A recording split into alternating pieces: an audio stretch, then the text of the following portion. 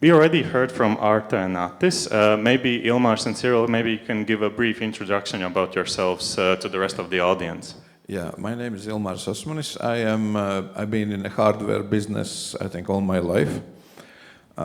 Starting with electronic engineer working at microbiology company in UK, then starting two of my early stage companies that been sold or closed, and then came a larger company, Hansa Matrix startup, yeah, which was publicly listed and was sold afterwards, so all kind of stages, and now I'm in Lightspace.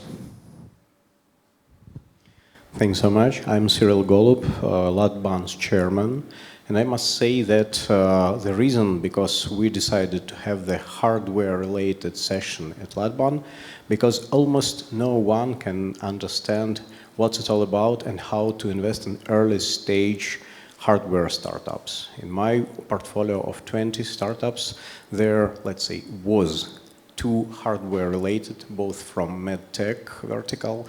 The first one is already closed and went to bankruptcy, the Estonian lung passport. And the second one is almost unicorn-like former MEMIC Israeli medical company, the rival for iSurgical, the creators of Da Vinci surgical robot. So the topic is really interesting for me, and let's see how to do it in the right way. Yes, thank you very much. So I guess I will jump with the first question straight to Attis. HackMotion, as you said, it already has achieved significant success, you could say. But what were maybe the initial challenges you faced when you started the project? Yeah, first of all, I wouldn't call it success yet. So we feel that we are maybe like 1 or steps, but the staircase goes to heaven. So we'll see where we end up. But yeah, so I guess the biggest challenge, so one I think is common to all the startups, is just what we figured out what we want to build. We thought it's a good idea. We thought all of the problems in the world come just from ability to build the thing. Reason why this thing doesn't exist because nobody is clever enough to build it. And so we just went for it. And when we actually got to the point where we have actually built some impressive things and start to try to basically sell them, you realize that, oh, maybe there's no market for that. So for example, and we started with snowboarding, and we thought, okay, it's a market where people spend for vacations, for equipment. Obviously, this kind of gadget will get some market. But when we start to actually talk like how people behave regarding coaching or that sort of thing, you quickly realize that snowboarding coaches are either for kids, basically kindergarten, or for kind of beginners, like first time on a mountain, hold your hand, once you are going, you're good to go, you don't need a coach, and that's the behavior, impossible to change it with your product. Okay, so basically we're talking about market research and validation. Arta, is it something that you see also in other hardware startups that you pretty much do diligence on? Is it the same story? That's a good question, because we usually come in before they start this journey. For them to start iterating and testing, they must have these first funds. And HackMotion was lucky to have something to invest from their own pockets, but quite often they don't. So we then, we're an accelerator, so we bring in those teams where we think, okay, there is something, bright minds or talent, and then we used to bring in Attis to tell how things are supposed to be done. So he would have been part of our many acceleration programs, I think, at least at the later years, being an example that this should be the way how you do it. But it very much depends. For a HackMotion product, I wouldn't simplify it, but it's a rather simple device, right? But for instance, that autonomous kitchen, where one item of it costs millions, you cannot really test it to such a scale. You cannot simulate it that easily. So every story is slightly different, but definitely a good example, and we bring it forward to other teams. Okay, talking about different scenarios, Ilmars, according to Lightspace Labs, you're trying to, let's say, innovate a highly technical fields and products. How do you balance this innovation aspect with market demand? Like, do you do like heavy research beforehand? How do you test it? Okay, it's of course you get somewhere there basically. When we started actually with a technological solution has been already, we bought assets of one bankrupted US startup, basically that's how it started. And then we figured out that there is, first of all, technology looked very promising, even if it was not developed to the sellable product. Secondly, there was certain uniqueness in that I realized can be used not only there, but in a number of other use cases. And how to say, we always, when we build, basically you have to build some prototype before you can talk to your customer. Yeah? You have to show it and then you ask what do you think about that. Yeah? We had to build, our first was volumetric display, so we needed 1.5 million to build it before we could show it.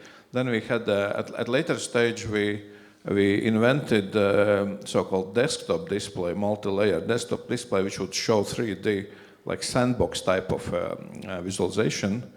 And then I couldn't get investor to consider to invest. I needed like 5 million for first unit, and then 200K for each consequent one. And I had only one organization who said that's for them nothing. That was a US agency of cybersecurity. They said, well, we would like to have such displays, like 10 of them or something. I said, are you, they're quite expensive. I was showing just brochure about it. I said, quite expensive, like 200 to 300K piece. They said, no, that's okay. No problem with that. But of course, I cannot go with business having only one government agency paying for this or hope that we will buy it. It's not guaranteed at that stage. So it's complicated. It's especially that Arta mentioned also at some stage, you don't have even product to show, right? You have some idea, maybe on pitch deck, yeah? So yes, we did build first thing before we showed, and then we, every time when we found, we continued that. And of course, we have to do 2 pivots, like HackMotion did, I think, with the Lightspace. First of all, we have to pivot away from large displays because we're a bit late on the market with them. Everyone, we went to the surgeons and for example, we went to Philips Healthcare, demonstrates all really truly good 3D image. Says, but I'm not sure whether those will be wanted in surgical rooms because they now want to make everything smaller, and they all have idea that glasses is the right thing to visualize, not the displays anymore. So there was hype of the AR started. And then we had to quickly think whether we can build something. It appeared that we can build extremely good product on our technology at some point. So yes, you have to demonstrate sometimes things before anyone believes in you. Okay, thank you very much. Maybe as we have a lot of angels and investors here in the audience, we can switch the conversation more towards that topic. A question to you, Cyril. From your experience or thoughts, what main challenges or opportunities do hardware startups present to angels? Challenges and opportunities presented by hardware startup founders. Yes. The main challenge is for angel to understand, is the founder okay with the idea he's thinking on? Because the main question when we are dealing with a hardware-related startup, the main question should not be how are you going to sell your product to your customers. The first question, especially if we are talking about the B2C, business to consumer startup, the main question should be who can buy your technology or your prototype or your device, first of all. And this is a kind of a B2B question. So what kind of corporation, a huge player, a major, can buy your technology?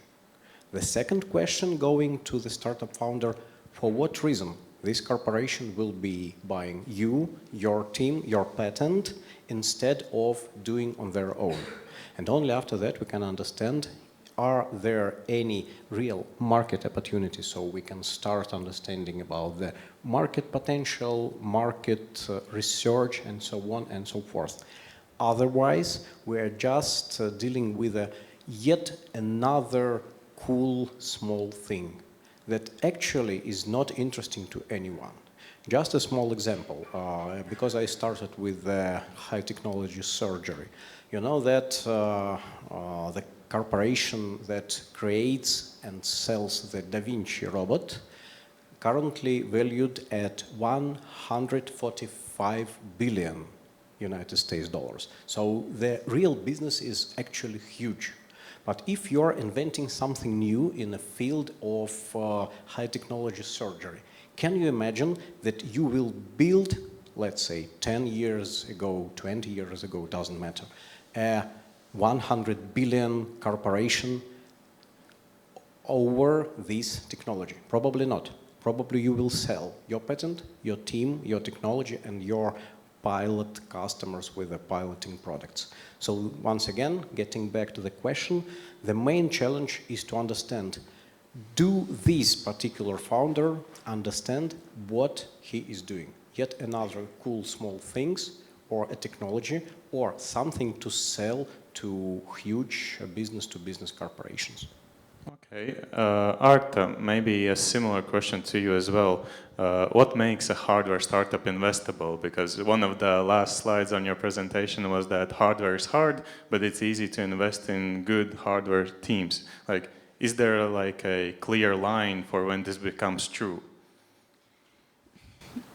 I mean, a startup is either investable or not, and that it doesn't matter if it's software or hardware. I think what Cyril was also pointing out, that's applicable to every founder. But you know, I guess if I would go, if the hardware founder is also good with the business side and is aware of the cash flow management, how to finance it until the profit, that's already quite a green flag.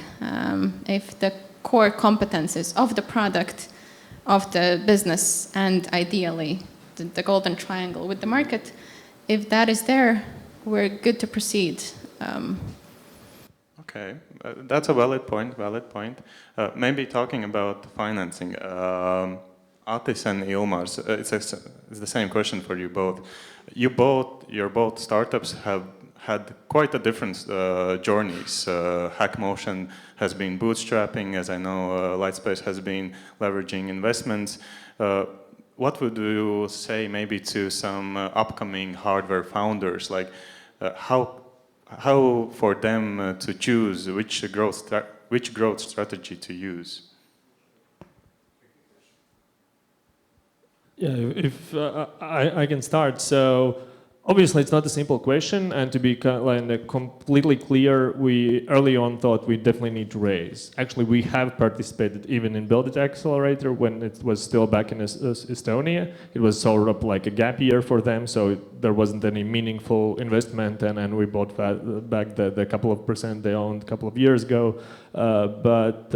Yeah, so my question would be for the founder to try to figure out like what's the fastest way forward and what's the actual problem you are trying to solve right now in your business and what's the end game. So first of all, if you're raising external funding, in most cases with angels it's a bit easier, but especially if you go into VC territory, there are very limited outcomes where you can aim. So the first question is whether you are able and willing to go there. And the other question is whether it's really a problem of money. And in our experience, most of the time when we really dive deep and figure out like what's the hurdle, like what's holding us back right now, in most cases it's not a problem where you can just throw money at it.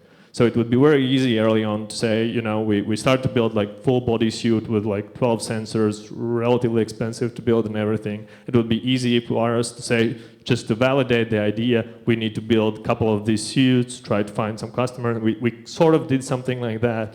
But once we start to feel that it's going nowhere, we try to figure out different angle to it. And for example, in our case, we figure out like, what's the minimum, like literally minimum viable product for motion tracking suit. Motion tracking suit basically measures your joint angles. So obviously Answer was measuring just one joint, most probably is the simplest product we can build. And then we tried to find a solution where we could build something instead of whole suit with just small sensor, which is obviously much faster, cheaper, and so on.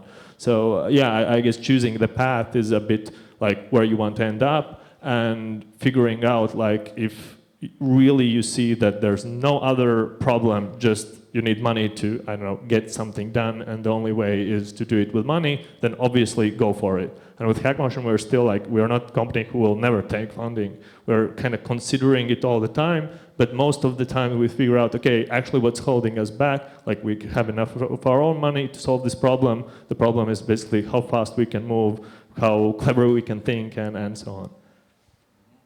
Okay, my kind of recommendation for new startup founders is you have to choose the way that's most comfortable with you.